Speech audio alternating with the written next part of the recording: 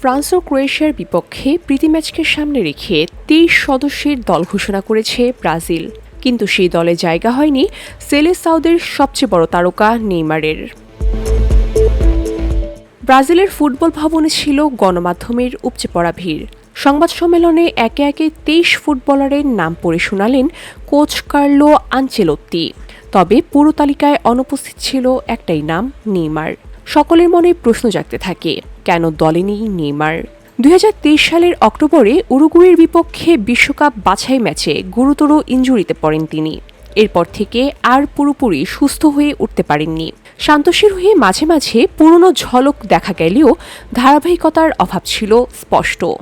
সবশেষ করিন্থিয়াসের বিপক্ষের ম্যাচেও ছিলেন তিনি নিষ্প্রভ। ডন কার্লো তার ২ সহকারীকে পাঠিয়েছিলেন নেইমারের পারফরমেন্স দেখতে। তাদের রিপোর্টের ভিত্তিতেই বিশ্বকাপের আগের গুরুত্বপূর্ণ এই ২ ম্যাচের স্কোয়াডে রাখা হয়নি সাবেক এই বার্সা তারকাকে। বসুন্ধরা, উত্তরা, বনশ্রী, কুড়িল ও বাড্ডা সহ রাজধানীর বিভিন্ন স্থানে অভিজাত ও অত্যাধুনিক মানের ফ্ল্যাট কেনার এক নির্ভরযোগ্য প্রতিষ্ঠান প্লেজেন্ট প্রপার্টিজ লিমিটেড। কোচ আনচেলোত্তির ভাষায় নেইমার এখনো শতভাগ ফিট নয়, তাই সে দলে নেই। যখন সে পুরোপুরি ফিট হবে তখন সে ফিরতে পারবে। তাকে নিয়মিত খেলতে হবে এবং নিজের ফিটনেস ধরে রাখতে হবে। তবে নেইমারের বিশ্বকাপ খেলার স্বপ্ন এখনো শেষ হয়ে যায়নি। শর্ত সাপেক্ষে জাতীয় দলের দরজা এখনো খোলা রয়েছে তার জন্য।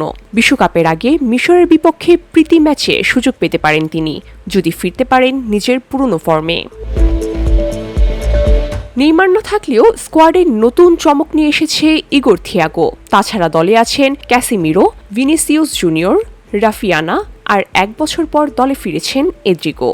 এদিকে ইনজুরির কারণে বাদ পড়েছেন রদ্রিগো। তাছাড়া জায়গা হয়নি লুকাস পাকেতা ও রিচার্ডসনের মতো তারকাদেরও। ম্যাচ অনুষ্ঠিত হতে যাচ্ছে ২৬ মার্চ, যেদিন বোস্টনে ফ্রান্সের বিপক্ষে মাঠে নামবে ব্রাজিল, আর ৩১ মার্চ অরল্যান্ডোতে ক্রোয়েশিয়ার মুখোমুখি হবে সেলেসাওরা। এখন সবচেয়ে বড় প্রশ্ন, নেইমার ছাড়া ব্রাজিল কতটা শক্তিশালী পারফরমেন্স দেখাতে পারবে, নাকি নেইমার সময় মতো ফিরতে পারবেন জাতীয় দলে? VOD Bangla news desk.